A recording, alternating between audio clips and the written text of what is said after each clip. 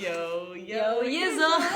Hello, hello. Hey everyone, it is your Renaissance Swag Girls here, Kat, And Alex. shooting episode 5 of Curly Cues. Mm-hmm. But before we begin, I just wanted to give a little birthday, sorry for the squeaky, cheers. I wanted to give a shout out to this girl over here. It was her birthday yesterday. Oh my gosh. She turned the big 2-5. So let's all wish her a happy birthday. I'm going to spare your ears for my terrible sounding voice. But happy birthday. Aw, thank Hope you. you had a wonderful day. Thank you. And what'd you do yesterday? Relax? Well, yes, I definitely felt very loved by all the birthday love and wishes. So thank you for everyone that sent me some beautiful pictures and heartfelt words. And yeah, turning a quarter century is interesting. I definitely Feeling different? Do you feel different? Not 'Cause different. I'm almost there. So am I gonna get another? I mean, obviously you gray don't hair? wake up one day and you feel different, but I strongly feel that my 25th year on this earth is going to be a very special one. Yeah. I do So too. I'm very excited. Thanks. And no, I mean, I'm a super low key person. I'm not a party girl. Like, yeah, I'll definitely try to dance, even though I'm mortified of it. But I'm low key. We're gonna So break we went that. out with a friend. We went to Oh yeah, Friday night. yeah, Right. we went to the Whitney, which is American Art Museum, and then I saw this movie Brooklyn. I know you Yes. saw it, and no spoilers or anything. But if you guys haven't seen it and you love history and love stories, you definitely should go out and see it. Yeah. I was a basket case the whole time. I don't know how I can't cry during movies. It just I can't believe you can't. I don't know. I don't know why I can't. It's okay. I feel connected. It's just I don't know why. Yeah. But anyway, the reason I brought this up is because I was thinking, you know, this was shot in the 1950s, and it was about an Irish woman. She immigrated to America because there weren't many economic opportunities in Ireland at the time. Yeah. And I was thinking, wow, this was in the 1950s. How much has changed for the everyday woman in 2016? Isn't that crazy? That's what I thought about when we went to the Whitney. I mean, shamefully, I work at the Met and I've never been to the Whitney. It's so bad. It just opened, this new one, so don't worry about it. I know. So we went, and on Fridays it's Pay What You Wish Friday. So there was actually a line at the door, which kind of made me so happy because here's this event that everyone's going to in the city. It felt like lively and young and a thing to do, and it was really refreshing to see. But we saw this black and white film, and I don't remember the name of it. It's called In the Streets. Oh, In the Streets. Okay, I know Helen Levitt was the editor And the cinematographer. And it was all black and white snippets of everyday life of East Harlem in the 40s, 1940s. And I remember telling Alex right after, and I can't believe we both thought the same thing. There was this one moment where the woman, there was like, I would say she was in her 30s or 40s, right? Yep. A woman kind of just hanging from her apartment window, just smoking a cigarette, looking down at the little rascals doing something. But she just looked so, it struck me because she just looked so sad and so depressed and down. And I thought to myself, whoa, sorry if I get emotional now. I just felt her pain, and it was like, you know, wow, even back then, they're feeling something. You know, it's like, I don't know why I'm crying. Okay. Sorry. No. I mean, just a little bit of context. I mean, many people are familiar with Humans of New York, and it Right, that's what pulls it at was your like. heartstrings, right? It- And this it- was like yeah. because this was produced in the 50s, but all this was shot in the 30s and 40s of street life. And it was kind of like a Humans of New York back then. So it was really interesting for us to be able to see what everyday life was. And my grandfather actually grew up in Spanish Harlem during the 40s. So it was really interesting to see, I mean, because what it essentially was, they set up these cameras at different parts of, it was hidden cameras too, in a corner of a window or on a street. And that's why it was very candid. It wasn't scripted. It wasn't. It just felt real. Like in that moment, you felt whatever she was feeling. And it was like, whoa, even in 2016, women or people are still going through the same thing. Of course. Maybe in my point in life, not that I could relate to it, where I'm not as happy as I normally am. Or in that moment, I felt like, whoa, I'm relating to this person who's probably long gone or not even here. And yet I could just feel her pain. And it almost was so, it was so beautiful because it's like whatever we're craving today, someone Could. I'm sorry. I'm a basket case. No, this is beautiful. We're keeping this, by the way. I We're know. not. There's this one cut. No, this we're curly one Q cut. is one cut. So. I can't take it back. No, but I think what you're bringing up is a very interesting and relevant point, because why do classic literature, why does classic movies, why do they stay around for so long? Or even if the story is about a different time in history, because we're human beings, we're all going through a hero's journey, and there's going to be ups and downs, and despite where you live, what time period, even though there's different struggles and there's different opportunities and there's different fashion styles and different trends, I mean, the human experience is, there's always going to be heartbreak, there's always going to be adversity, there's always going to be illness, but then there's always going to be joy, there's always going to be love, there's always going to be, you know, elation of accomplishing something. It's in that moment, it's like, it's human connection, Mm-hmm. you know, and it doesn't matter where you are, Yeah, what point of life you are, it's just, it's humanity, and you can relate. exactly. So it one look, and I was like, whoa, how did that take me aback? But I think also the reason why we both, you know, it was the same, we both watched the same 16-minute documentary. Why do we both feel this part so strongly? And I think it was because this woman seemed trapped, like she was in a cage in her apartment. And maybe she wasn't, we could be putting assumptions on her. But the reason why I brought up Brooklyn as well is because, again, in 2016, women, we have so many opportunities. We get to own our bodies and make the decisions we want with our bodies. We get to choose the relationships we want to be in. We get to choose what type of career we want. We get to choose whether we want to have a family or not.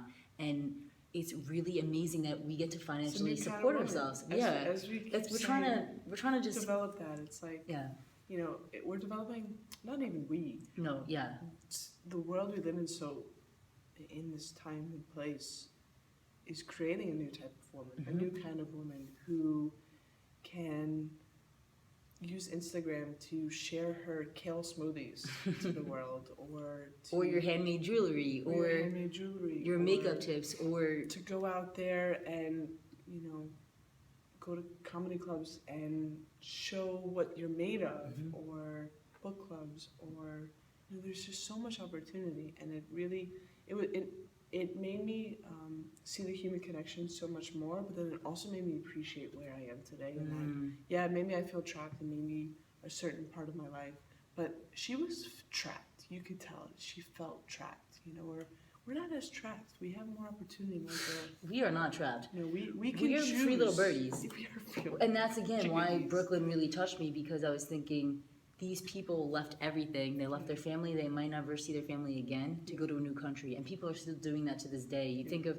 I mean, not to get political because we were just talking about it before, but again, like the Syrian refugee crisis, these people don't have homes, and they're just normal everyday people just like you and I, and they're being uprooted, and they have to go make a new life somewhere else. And we're very blessed. I'm very thankful that my family came through Ellis Island, my great-grandparents, so thank you. I appreciate you. But you know, we're here because we want to try to make those journeys easier for other people. Definitely. So, I don't know, maybe we should get into it. This is kind of a long intro, but we hope you just want to just share with you what we're kind of thinking. Yeah. All right. So let's write our question. Yeah. So again, like, let's be a little bit upbeat, just what Curly Q's is. Exactly. I know. Again. I just had like this breakdown. No, girl, not a breakdown. You're showing emotion. It's beautiful. Yeah. Anyways. But with Curly Q's, what we're doing is we don't know which question we're going to ask each other. We write down a piece of paper, and then we flip a coin. Actually, I want to like really make this known. Today I was talking to my mom saying, oh, I'm shooting Curly Q's with Alex. Oh, sorry, this got stuck. In your Curly Q. Yeah. Exactly. That's so funny.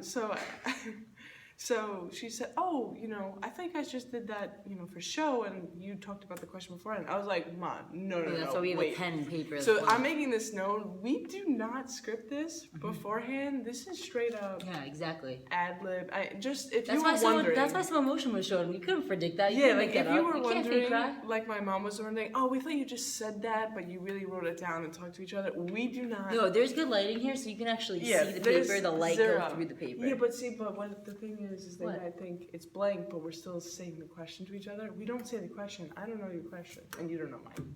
Oh yeah, I know. Exactly. Okay. But we just had to preface that. Okay, so let's get on with it. I Yeah, guess. exactly. Let's write. Okay, we'll be quick about this. Okay, ready? Well, I Yep. know mine will be.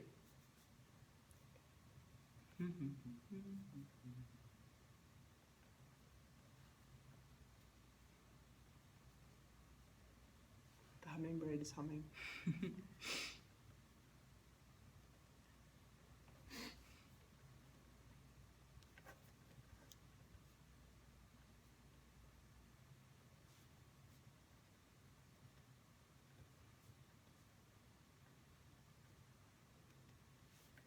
Oh wow, we're both having long ones. No, it's okay. Uh-oh. It's not long. It's just I'm like not the fastest writer. Okay. Okay. Mine's kind of two questions. Mine's not. It just takes me a while to read. Okay. You ready? Can I flip this time? Okay. Okay. Ready? Here we go. Here we go. Here we go. Da-da-da. Oh yeah, I'm head. She's tails. Tails. Okay, Oh, so okay. Alex goes first. Dun, dun, dun, dun. You just turned 25, 50, comma 50. So. Oh. Sorry. See, this is how you know that. You just turned 25. So, where do you see yourself in 10 years? What will you want to tell 35-year-old Alex? Funny that you asked that question. I was thinking of asking you a similar one, but I didn't. Okay. Can I just say something? Please. I hate if you're in an interview and they ask you, where do you see yourself in 10 years? Are you kidding me? Who Which has is a 10-year life plan? Which is why I asked it. I didn't want to, get you irritated. No, no, this is whatever. You can call it spiciness. No, it's more. Okay, I actually have to share a story with you guys because one time I was in an interview, and it was right after college. It was the month I was graduating school, and they asked me where I was going to be in 10 years, and I almost started crying in the interview, and I had to excuse myself and leave because I had so much anxiety, thinking I don't want to be here in 10 years. I don't want to be here in 10 years, and I couldn't tell them truthfully that I didn't want to be there in 10 years. But anyway, I remember that. I remember how I answered the question though. So I know, said, but I remember you called me. I know. I'm like, girl. I had so much anxiety. It was ridiculous. So, a way not to get a job is to start crying during the interview. So where do you see yourself in 10 years? I mean, you could take it as you wish. Like, what do you want to feel? 10 years from now, I'm going to be 35. 35. Okay? By 35, I ideally love to be a mother and a loving wife at that point in my life in 10 years. Right. So that's the first thing that comes to mind is family. And the second part is me really being able to go after my creative pursuits, and still to this day, what we're doing right now, I want to be able to do in 10 years, which is being able to write, being able to connect, being able to produce events where people go to and meetups and a place where people can learn from one another. Yeah. So whether that's conferences or just fun places where people can meet, I love to be producing those. I would love to be owning my own social enterprise at that point. So a social enterprise, if you guys aren't familiar with that term, is a business that is in existence not just to make profit, but to contribute to the people, planet, and profit in a positive way. So it's using business as a mechanism to create social change. So in 10 years, hopefully, I can't predict, but I want to put that intention out there. Yeah. I want to be able to travel. I want to be able to be financially free. And by financially free, that means having enough money in the bank where I don't have to worry about going to a job, where I have a lot of money saved up, and that I'm, not living a hugely extravagant life, but enjoying it, being able to have freedom over my time. So in 10 years, I do not want to be relying on a paycheck from someone else. I want to be able to create my own living. I want to be able to, and also give back in a very powerful way. Yeah. And right now, you give back how you can. And sometimes money isn't even the best way to give back. It's your time.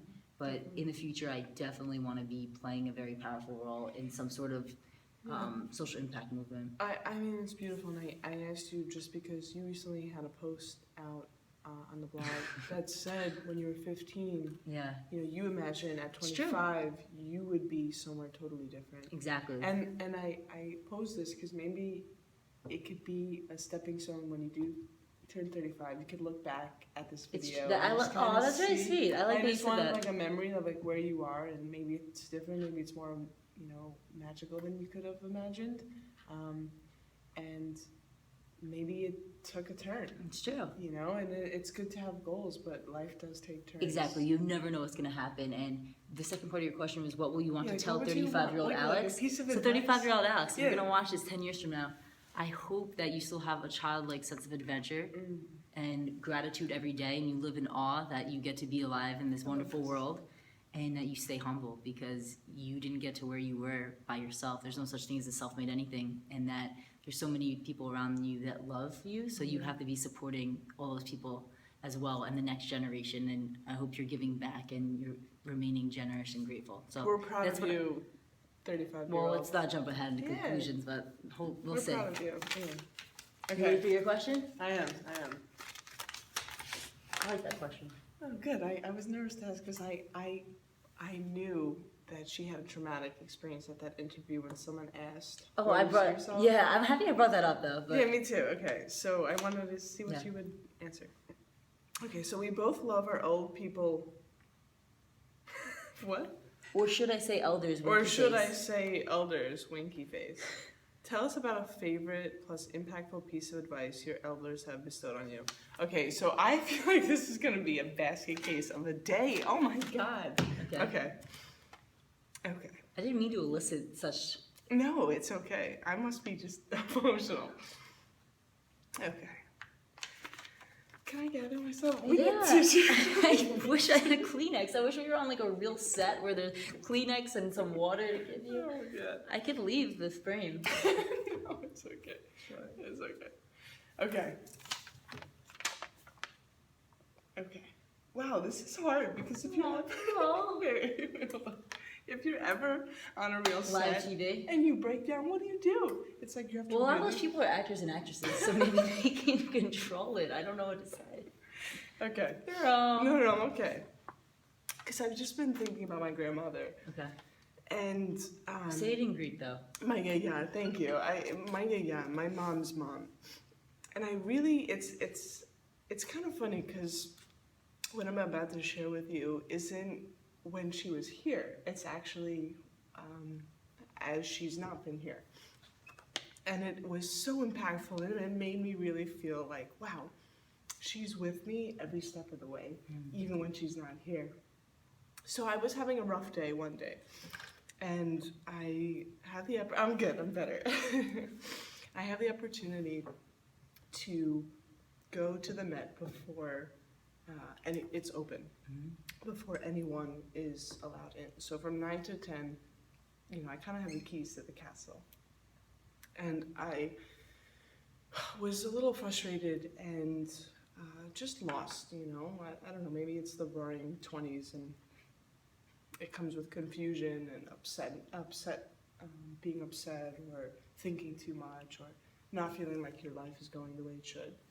So I walked into the Temple of Demdar in Egypt, and if you've been there, if you haven't been there, it's basically a reconstructed temple with beautiful Egyptian reliefs and even graffiti. You even see the graffiti of certain people who came there and said, like, I was here.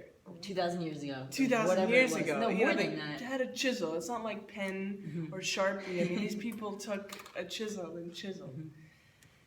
And so now I walk into the temple, and you're allowed to walk in to a certain degree. It's roped off, but you walk in. And so I close my eyes, and I start praying. And I'm like, okay, this is not my church, but it's a temple.